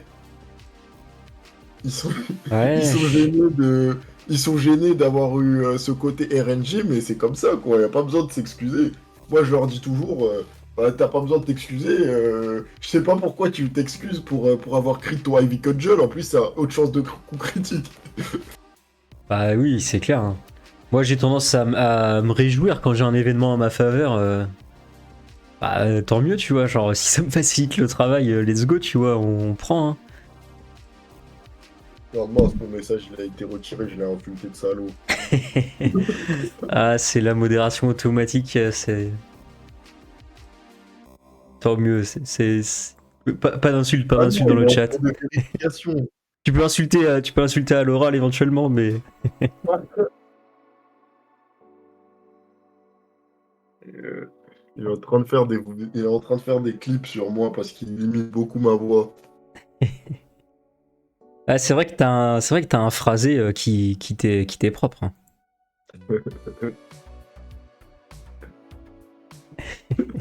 J'ai plus rien à dire. Laisse-moi tranquille. Bon, du coup, bon là on a abordé pas mal de trucs qui sont super intéressants sur ta vision du jeu, etc.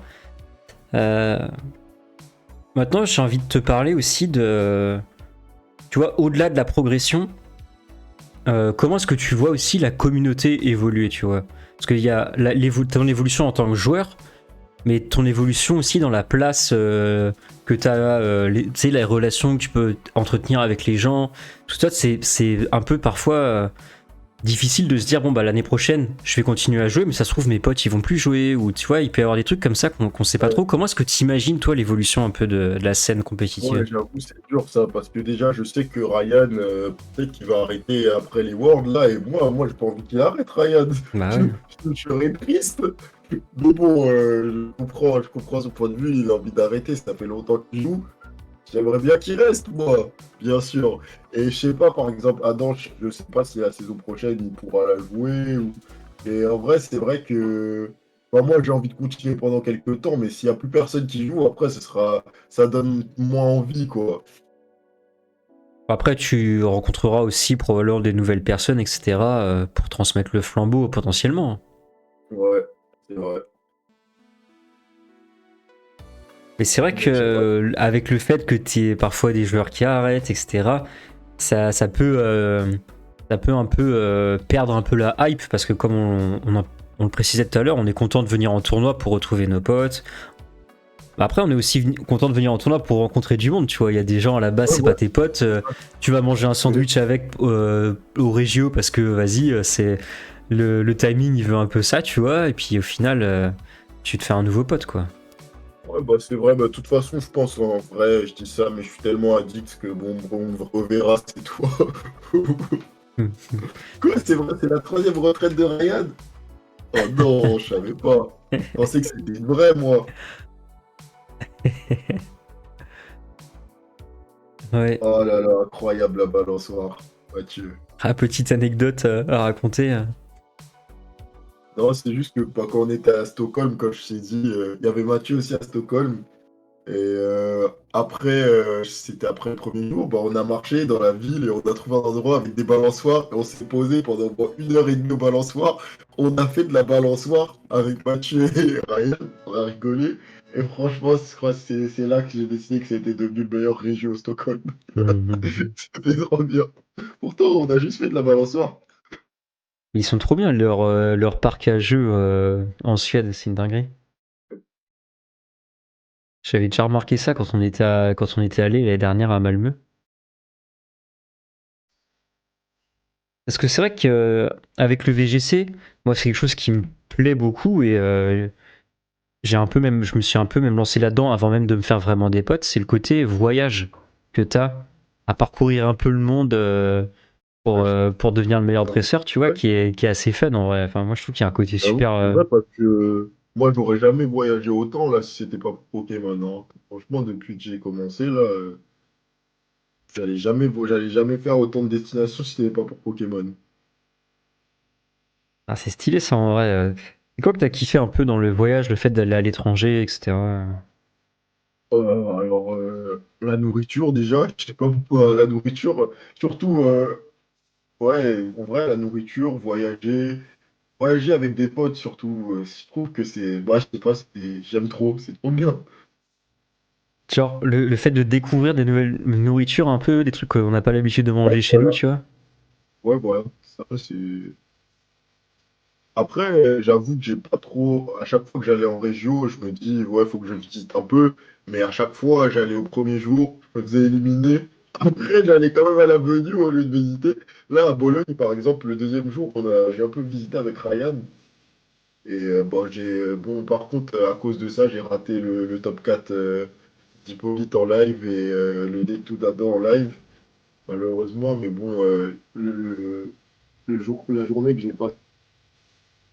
Oui, bah, faut aussi savoir faire des choix, je pense, entre décider de passer un peu plus de temps en tant que touriste, on va dire, à visiter, à découvrir la culture, ou passer plus de temps pour l'événement Pokémon en particulier, profiter avec les potes, voir des matchs de haut niveau, etc. C'est un équilibre à trouver aussi. Moi, je comprends très bien les gens qui sortent pas de la venue, qui passent le week-end dedans parce qu'ils ont trop envie de kiffer ça, et ceux qui, dès qu'ils ont une occasion, ils préfèrent un peu se balader et pas forcément passer trop de temps. Les deux points de vue s'entendent de fou, en vrai. Allô, Karl? T'es toujours avec nous? Ah, j'ai l'impression qu'on t'a perdu. Est-ce que c'est mon côté que ça bug ou... Je sais pas si tu m'entends. Des fois son micro bug. Ok, ok. Bah, du coup, je continue un peu dans mon délire, mais c'est vrai que moi, en termes de voyage, je kiffe trop le fait de vas-y, tu vas dans des pays, tu aurais pas forcément pensé, ou alors t'as l'occasion de découvrir des nouvelles, bah, je sais pas, des nouvelles cultures.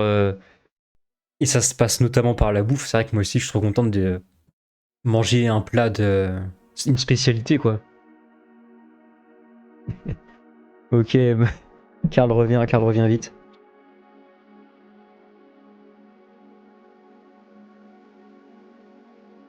Donc, du coup, d'ailleurs, si vous avez des questions à poser à Karl ou quoi, n'hésitez pas, ça peut être l'opportunité aussi de.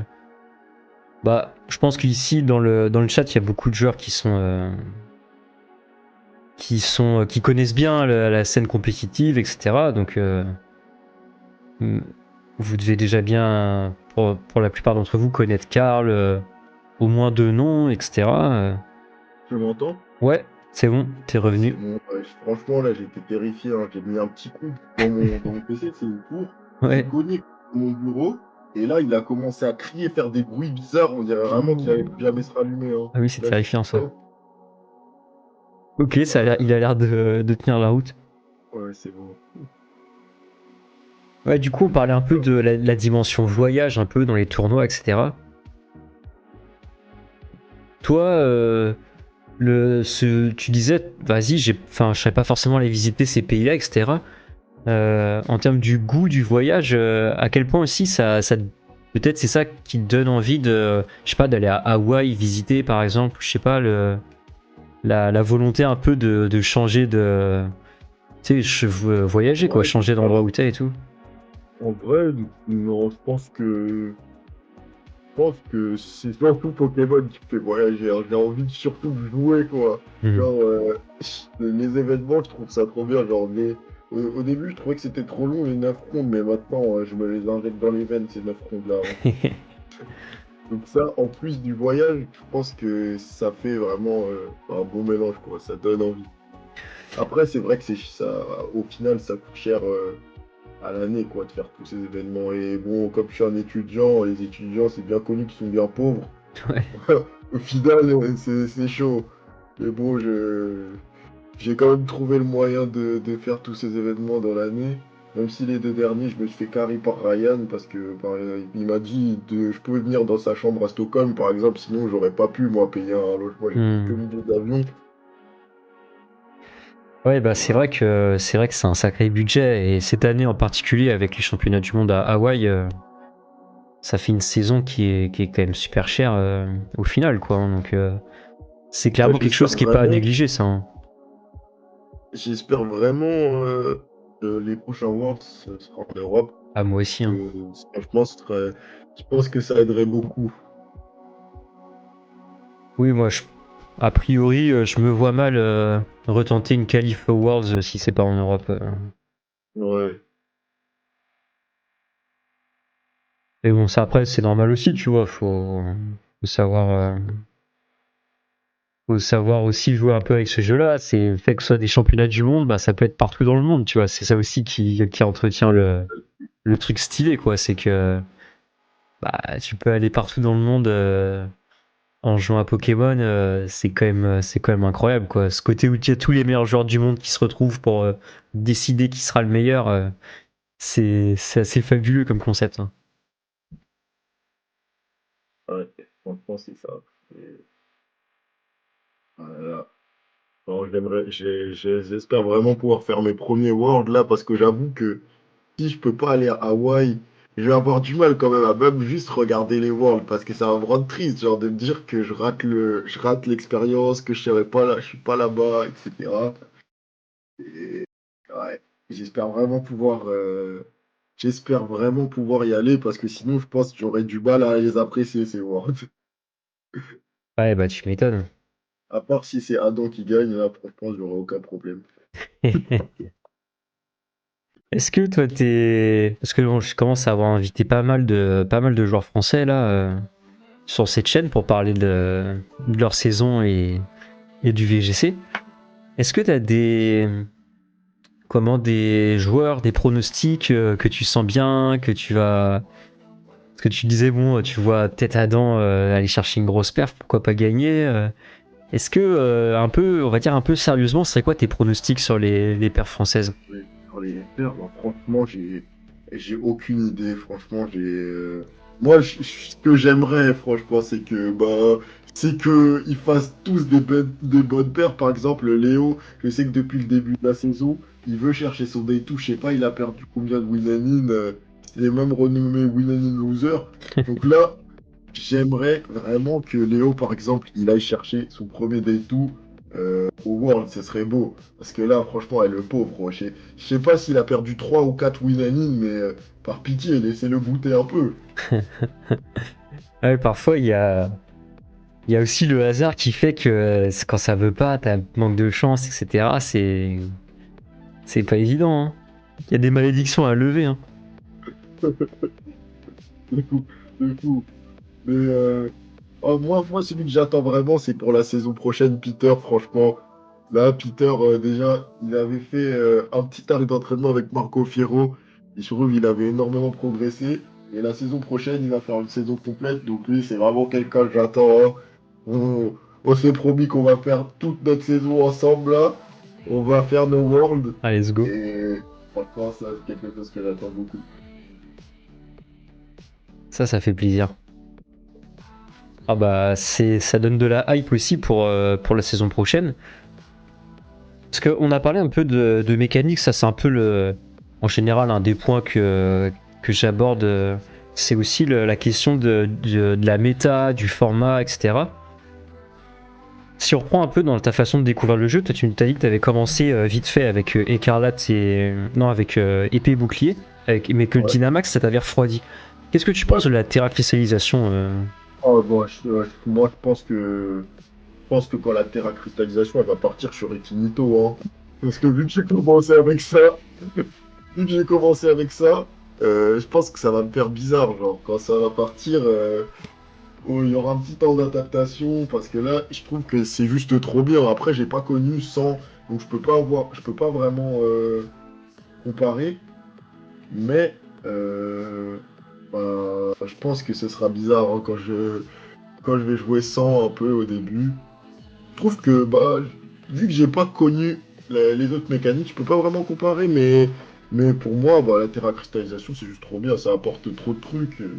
Je sens que ça apporte une nouvelle dimension dans le jeu, genre. Ouais, moi je kiffe beaucoup aussi cette mécanique. C'est vrai que, bon bah comme toutes les nouvelles mécaniques, faut les prendre en main et accepter leur part d'équilibre et de déséquilibre qu'elles apportent, quoi. Mais la Terra, moi je trouve que c'est quand même vachement réussi. C'est assez sympa et c'est vrai que comme dit Peter, ça a apporté l'Open Team List. Et l'Open Team List c'est aussi super cool pour Ah notamment, ouais, notamment progresser en vrai, ouais, j'avoue que, en fait, moi, du coup, j'ai pas connu la close team list. Mais si, par exemple, il n'y a plus de Terra et donc du coup ils disent bon bah les gars, on retourne en close team list, bah là ce sera un énorme nerf pour moi, je pense. Hein. Après, on sait pas, hein, tu t'adapteras aussi comme tout le monde, tu vois, Ouais, je mais m'adapterai, mais je pense que bon, ce sera peut-être un peu plus compliqué pour les faudra premiers réapprendre le rangs. jeu un peu, quoi. Voilà. Hmm. Et du coup, la régulation G, qui est la régulation des championnats du monde, du coup, les règles avec lesquelles vous jouerez au championnat du monde, tu l'as déjà un peu prise en main, tu l'as déjà un peu pratiqué. Qu'est-ce que tu en penses de ce règlement pour l'instant? Alors, ben, moi j'ai l'impression que c'est un peu. Peut-être que j'abuse en disant ça, mais que c'est un peu match-up roulette, quoi. Parce que.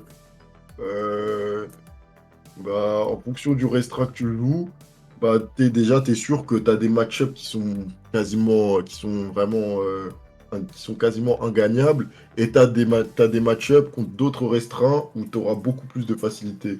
Donc, déjà, en fonction de ton restreint, tu sais ce qui sera dur et ce qui sera simple. Donc, là, T'as un là, exemple on un a peu vu en par tête exemple que, t'as un exemple un peu en tête de bah, genre par tu prends un exemple, là, on a, restreint et là, ben, Kali Shadow, par exemple, ben, c'est plus dur contre Terrapagos. ouais. Euh, Terrapagos, il a plus de mal contre Coraidon, par exemple. Coraidon, il a du mal contre Kali Ice.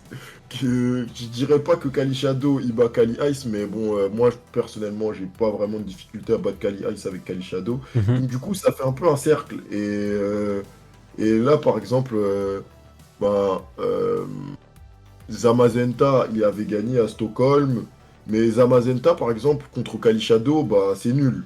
Et bah, pour le coup, bah, ça arrange.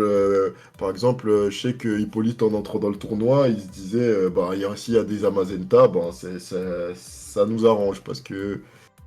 Et du coup, de ce côté-là, c'est un peu là que je voulais en venir en parlant de match-up roulette. Mhm.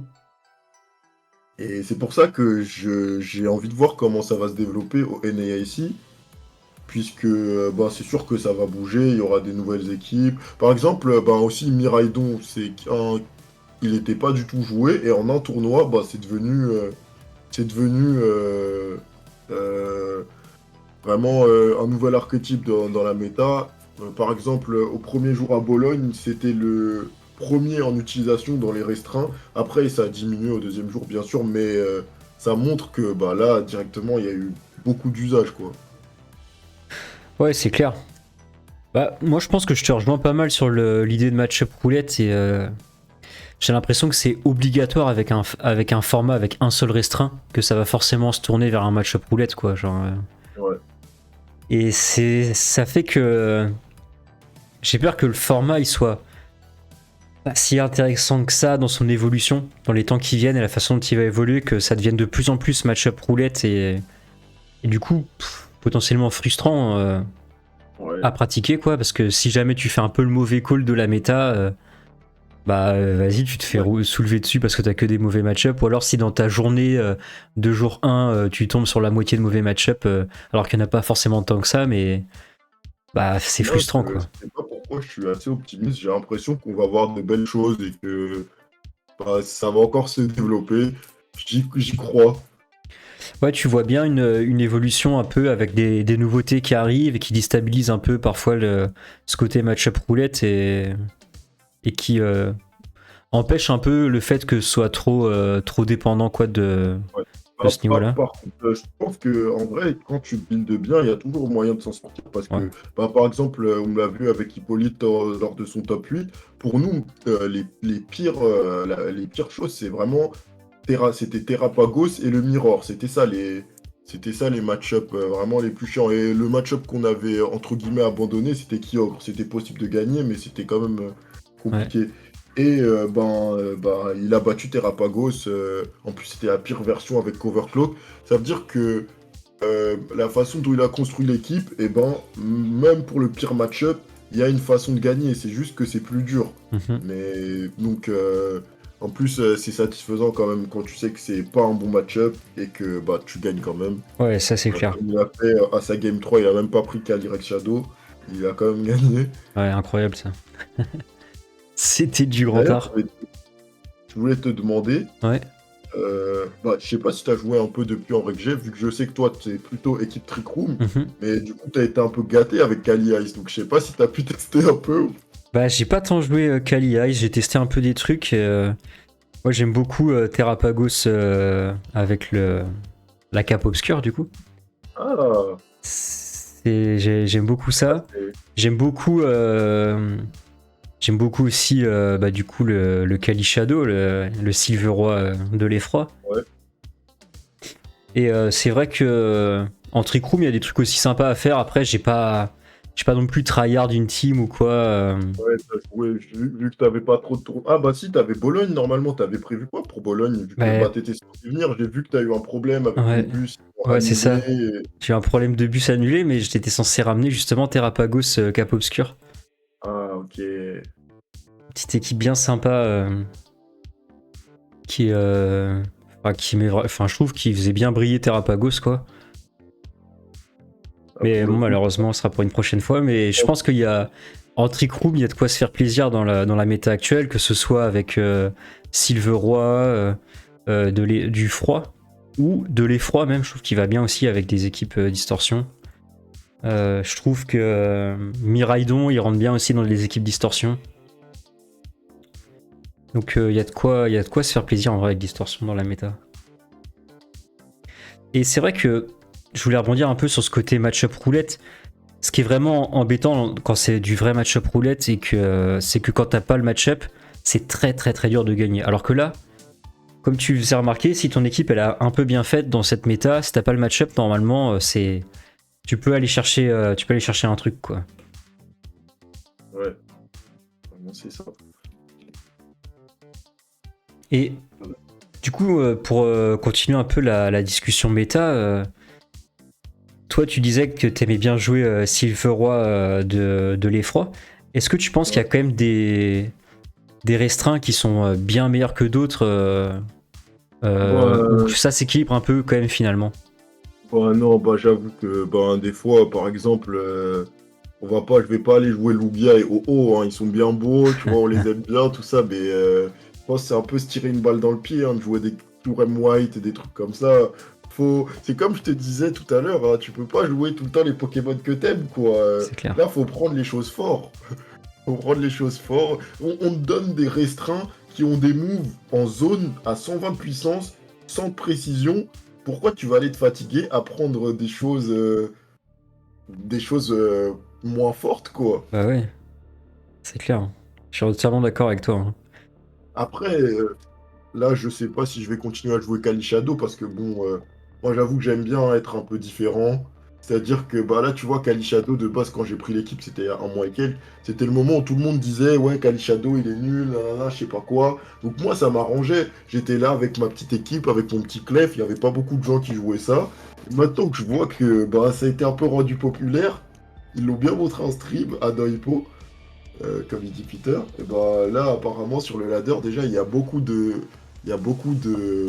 l'équipe avec Tundi qui apparaît. Et bah là bah, ça commence à plus m'intéresser moi. Moi j'espère que mon coach va me proposer une équipe un peu plus unique. Parce que tu vois, moi je te dis que j'aime bien jouer les bonnes équipes, etc. Mais au fond, moi j'aime aussi. J'aime pas trop jouer les mêmes choses que tout le monde au final. Mais bon, après, si j'ai pas le choix, bah, je me fatigue pas. Par exemple, quand il y avait Japan Balance, au début, quand je jouais, c'était au moment où il n'y avait pas encore beaucoup de monde qui l'a joué quand je l'ai pris à Utrecht. Après, c'est devenu vraiment populaire et là, j'avais tout de suite moins envie de la jouer. Pour ça que ben, j'ai pris une version un peu twistée. Au final, c'est la même chose, mais bon, j'ai quand même essayé d'avoir une version légèrement différente, quoi. Ouais, bah. Après, je pense que c'est important d'avoir un peu sa petite touche, sa particularité, à la fois pour pas être 100% prédictible, parce que si le mec il la traîne contre exactement ton équipe, bah t'as quand même un désavantage dans le match, et aussi pour mieux t'approprier l'équipe, c'est-à-dire que quand tu ajoutes ta petite touche, ton petit changement, etc., ça te permet de toi bah, mieux savoir comment l'équipe fonctionne et c'est important de se l'approprier l'équipe. Quand bien même tu prends une équipe déjà existante, je pense que se l'approprier ça reste important. Ouais. Ok, ok. Donc du coup, bon, pour toi un peu le meilleur restreint c'est Silveroi Spectral ou c'était juste un petit call Moi, un petit call moi, temporaire? bah, je dirais maintenant, j'ai pas fait de tier list ou quoi, mais je dirais que les meilleurs, si on doit faire en mode tier list, en Est, je mettrais Kali Ice, Kali Shadow, Terrapagos, et après en A, je pourrais mettre Coraidon par exemple. Alors, il y a quoi comme restreint encore? Zamazenta peut-être? Coraidon. Pardon? Peut-être Zamazenta en A? Ouais, ouais, Zamazenta. Zamazenta, moi, je le mettrais plus en. Enfin, moi, je pense que mon avis il est un peu biaisé parce que comme, comme Zamazenta, c'est très fort. Par exemple, je sais que Zamazenta, ça éteint Kali Ice. Ouais. Mais comme moi, j'avais un très bon match-up avec Zamazenta, pour moi, c'était de la nourriture. Quand je voyais Zamazenta, je me disais juste, bah, c'est bon, c'est gagné. Et du coup, ouais, en A, Zamazenta, je dirais, avec, je mettrais aussi Coraidon, parce que c'est les équipes qu'on voit le plus, genre les équipes Coraidon, Zamazenta. Après, il y a les Kali Ice, Kali Shadow, Terrapagos.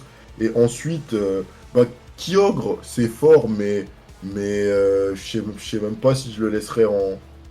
Je sais pas si je le laisserais bah, si, je le laisserais quand même en A.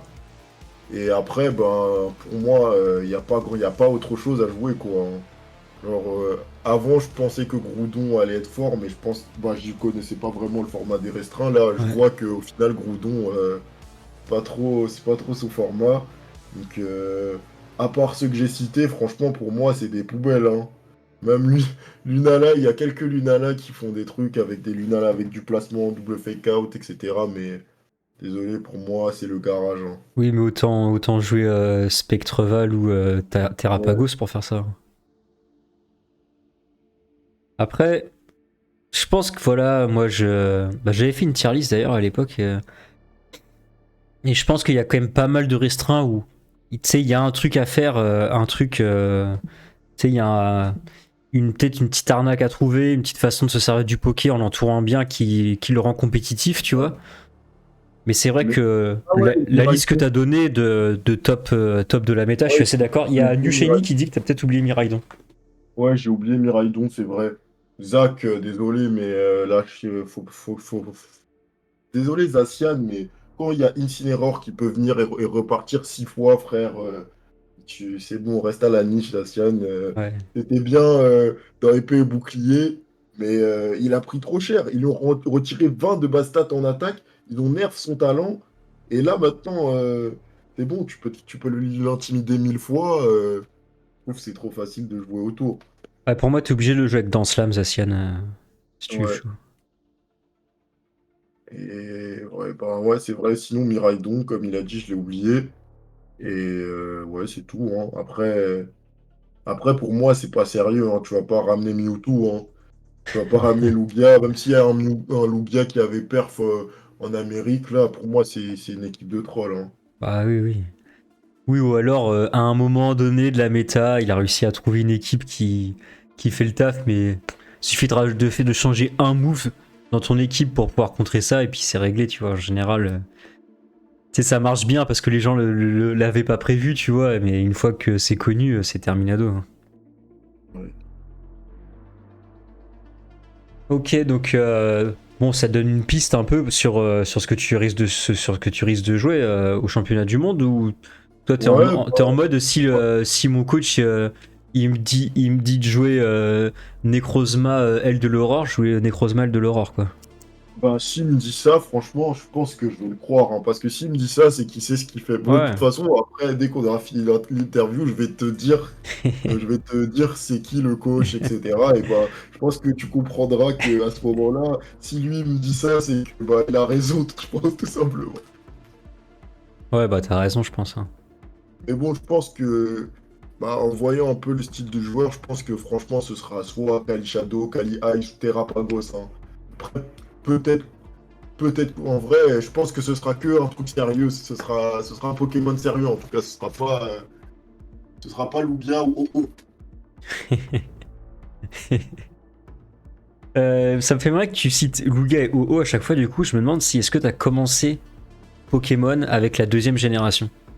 Non, pas du tout. Moi, j'ai commencé Pokémon avec Pokémon version bleue quand j'étais tout petit. Ok. Alors, c'est drôle parce que je crois que je savais même pas encore lire. Donc, moi, ce que je faisais, c'est que j'avais pris mon petit salamèche, j'allais dans les herbes, j'allumais la Game Boy et je tapais des Pokémon et j'avançais pas dans le jeu. Et j'ai fait ça jusqu'à qu'il évolue en Reptincelle. Genre, je savais pas lire, moi, je voulais juste savoir Dracofeu. Donc, je tapais des Pokémon dans les herbes. Chaque jour, j'allumais la console, je tapais, et puis un jour, il a évolué en Reptincelle. Et je me suis dit, mais il évolue jamais dans la feu et maintenant je comprends mieux pourquoi. Ah ouais, je pense qu'il y en a eu beaucoup des enfants qui ont été bloqués dans la forêt de Jade et qui en sont jamais sortis. Ouais, mais du coup, bah ouais, j'ai vraiment fait, moi, j'ai fait tous les jeux depuis le premier, quasiment genre à leur sortie, quoi. Non, je pense que Ruby et Saphir, je l'ai pas fait à la sortie du jeu, je l'ai acheté après. Et bah, par contre, Emerald, je me souviens très bien, je sors de l'école, j'étais en CE2, CE2 ou CE1, je sais plus, je sors de l'école, ma mère qui m'attend devant avec Pokémon Emerald, Ah et ouais. après, tous les sorties de jeu, Pokémon Diamant et Perle, ma mère qui rentre avec le jeu, Pokémon Platine, ma mère qui m'attend devant la primaire avec Pokémon Platine, tous les jeux, après tous les jeux, je les ai tous faits, vraiment, je les ai tous faits le jour de leur sortie. Ah, ça régale ça. Le seul que j'ai pas fait, bah, je l'ai acheté, mais désolé, franchement, j'ai trop détesté. C'était Pokémon Soleil et Lune. Désolé, je sais pas s'il y a des fans de ça, mais je l'ai trouvé trop éteint. Franchement, moi, je suis vraiment le fan de Pokémon. Je consomme tout. J'ai joué à tout, Donjon Mystère, Ranger, tout. Mais vraiment, j'ai pas pu, hein, moi.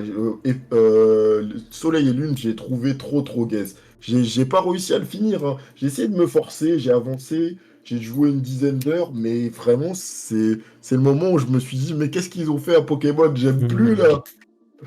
C'était un peu l'absence d'arène qui te bloquait ou Ouais, c'était le. ouais, et aussi comme j'étais un malade, j'ai voulu commencer le jeu avec le starter Shiny. Donc vas-y, j'ai dû faire quoi? J'ai fait pas 4000, 5000 resets. Avant de commencer à jouer, ça m'a mis plusieurs mois. Et au final, quand j'avais enfin le starter shiny et que je pouvais jouer, et ben j'ai pas aimé le jeu. Donc je pense que c'est ça qui m'a dégoûté encore plus, c'est que j'ai perdu vraiment beaucoup de temps pour avoir le Brindibou shiny là. Ah ouais, mais tu t'es traumatisé tout seul en fait, c'est ça le Et problème. vraiment, en plus la cutscene, je crois, c'était plus de 2 minutes Bah 30. Genre oui. le reset, il était vraiment bien long. Ah, vraiment. Ok, Ouais. je comprends Ah mieux. ouais, c'est ça que je faisais avant le VGC. Avant le VGC, je faisais des resets, des shiny. D'ailleurs, j'ai un Regieleki shiny, je l'ai eu en 10921 resets. Et Waouh. j'ai jamais pu utiliser Regieleki, malheureusement. Il est dans ma boîte, il attend. Il est pas prêt de sortir. Peut-être tu vas sortir ça au Worlds, hein, qui sait. Oh, je kifferais de ouf en vrai, hein. Le lore du Poké là, il serait incroyable. Petite équipe hyper offense avec Regieleki là. Ok. Bah, après, je sais pas si on veut continuer à creuser les jeux Pokémon en soi, tu vois. Mais si on veut rester un peu là-dedans, il y a les nouveaux jeux qui ont été annoncés il y a quelques temps déjà. Ouais. Toi, à quel point t'es au taquet là-dessus et à quel point tu mets de la En hype dans ce genre de truc? vrai, moi, j'ai pas spécialement. Bah, tu vois, Pokémon Legend, bah, le jeu en soi, les idées, ce qu'ils ont voulu faire, je trouve que c'est bien. Mais moi, j'ai pas réussi à finir le jeu, genre, parce que, je sais pas, j'aimais pas. En Ok. fait, je sais pas, j'avais juste envie de jouer à un Pokémon. Je sais pas, j'ai pas aimé. Pourtant, je dirais pas que le jeu est nul, hein. Juste, bah, c'est peut-être pas un jeu pour moi. Donc, voir un autre légende, je suis pas si hype que ça parce que, bon, après, je sais que je l'achèterai quand même parce que je suis un Yankee. Je vais essayer encore, mais après, je sais pas du coup si j'accrocherai réellement. Mais Ouais, en bah. fait, le truc que je trouve qui est bien, c'est que je, j'ai l'impression que pour une fois, ils vont prendre leur temps parce que le jeu, il sort pas maintenant. Et du coup, ça voudrait dire que s'il y a un prochain jeu avec une 10e génération, c'est pas maintenant, ce serait pas peut-être ce serait peut-être pour 2026. Et ça, c'est bien parce que ça veut dire qu'ils prendront leur temps. Et j'ai vu qu'ils ont annoncé, enfin, ils n'ont pas encore annoncé officiellement, mais qu'ils vont sortir la Switch 2.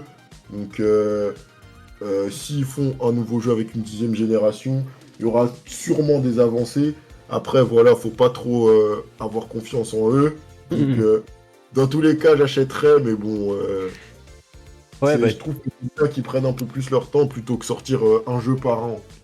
ouais, c'est sûr. Bah, je suis entièrement d'accord avec toi. Mieux vaut prendre son temps et faire un beau jeu fini qui est agréable à jouer et que tu as envie de rester longtemps dessus que de faire sortir un truc bâclé, que tu as à moitié la flemme d'y jouer, etc. Tu vois. Après, toi, tu dis, parce que ça fait longtemps que tu as suivi, enfin, depuis le début, tu suis les sorties de tous les jeux, etc. À quel point tu trouves que ils ont évolué positivement, négativement ces dernières années, et à quel point on peut leur faire confiance pour la suite, comme tu disais, bon, ouais, Moi, je j'aimerais bien trouve que ce soit que la 10e génération aussi, ils prennent bien leur temps pour la faire, mais qu'est-ce qu'on peut attendre d'eux, tu vois. je sais pas, après, je vais pas te mentir que je sais pas trop. Ouais. Bah, c'est dur à prévoir, mais en tout cas en termes de l'évolution que tu as vue jusqu'ici, qu'est-ce que tu en as pensé, tu vois? Ah, un petit crash de PC encore ou quoi là? J'ai peur pour son PC maintenant. Encore crash. Euh, Encore crash, là, je vois mon écran qui répond pas du tout. Attends, Ok. Ah, j'ai pris mon téléphone pour finir. ouais, Je vas-y. pense que Ah, si tu veux, on passe à la conclusion de l'interview. vas-y, je veux bien parce que là, je crois que mon ordi ne veut pas s'arrêter cette fois. Gabu qui Un dit que problème en plus. ton PC c'est un électrode.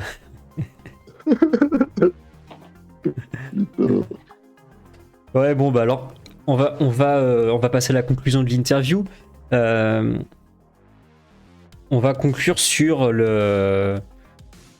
on va dire toi, qu'est-ce que t'aimerais laisser comme trace, on va dire, dans la scène VGC à court et long terme. Ouais.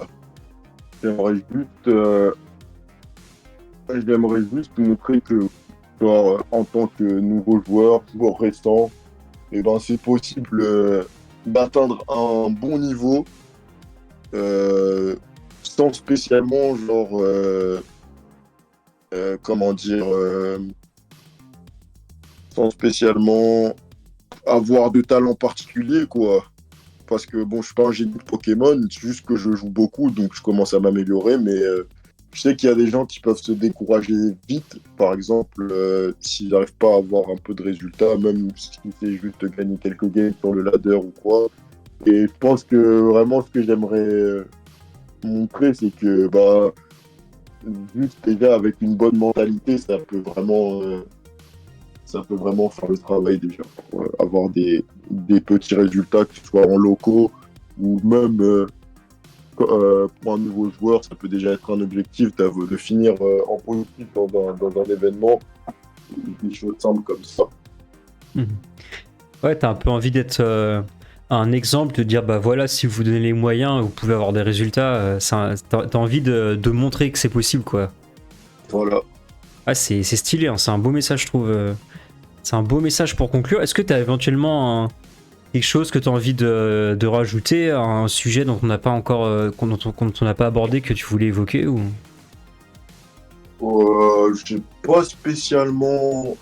J'ai pas spécialement, non, j'ai rien de plus à ajouter. Je pense que j'ai beaucoup parlé. Je me suis beaucoup perdu aussi dans ce que je racontais, mais au Ouais, final, je pense t'inquiète, que c'est fait pour ça, hein. j'ai dit tout ce que j'avais à dire, je pense. Ok, bah trop bien en vrai. Trop cool, en tout cas, moi ça m'a fait grave plaisir de t'avoir ici, de pouvoir discuter de tout ça et ce sera avec grand plaisir aussi que je vais suivre tes perfs, notamment au championnat du monde. C'est vrai que bah, t'es vraiment un joueur qui est monté en puissance cette saison et bah maintenant j'ai envie de dire, bah, tu fais un peu le débutant qui monte, etc. Mais bah, t'es presque passé de l'autre côté maintenant. On attend que tu confirmes quelque chose, tu vois, que tu montres que t'es capable d'aller gagner au championnat du monde un maximum de matchs et bah, j'espère qu'on aura l'occasion de te voir aller le plus loin possible, hein. Voilà. J'espère aussi, franchement, honnêtement, moi j'y crois, mais Là, le seul problème, c'est la reprise d'argent pour l'instant. Donc, on va essayer de fixer ça, mais franchement, sinon, j'ai pas de doute, j'ai pas de doute spécial. Après, j'imagine pas spécialement aller très loin dans la compétition, mais je me sens capable de quand même faire quelque chose. Déjà, au moins, je me sens capable de finir en politique. Bah, ça, franchement, je trouve que c'est un bon objectif, finir en positif. Ça veut dire que tu fais partie de la meilleure moitié des joueurs qui se sont qualifiés. Donc tu vois, ça reste quand même très, enfin, c'est un objectif qui est mis de rien, qui est solide. Hein, moi, je vais pas te mentir, j'ai pas fait ça au championnat du monde auquel j'ai participé. Hein. Mais je pense que t'en as clairement la possibilité. Et vu comment t'as l'air d'être prêt à te préparer, à t'entraîner, c'est super encourageant. Ouais, j'ai hâte en tout cas, et puis bon, j'espère vraiment que je pourrai y aller. Je vais tout donner en tout cas pour y aller, et puis on verra bien si ça passe ou pas. Trop cool, trop cool.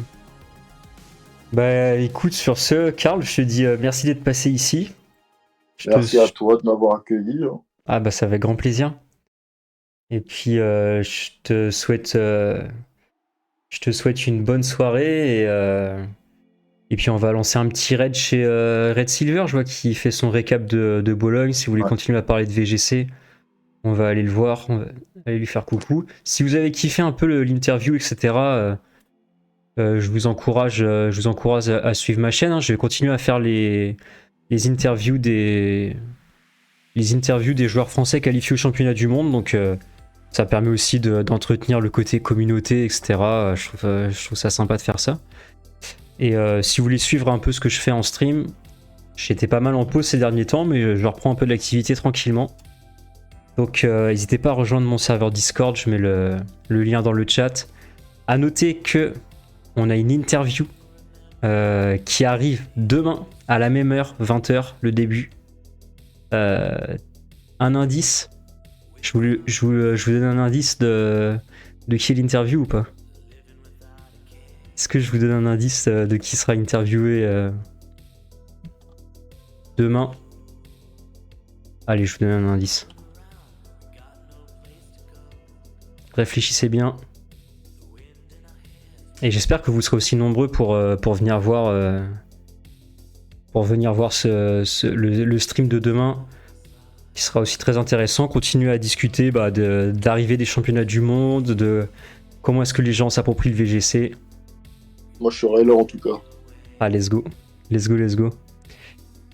Allez, c'est parti.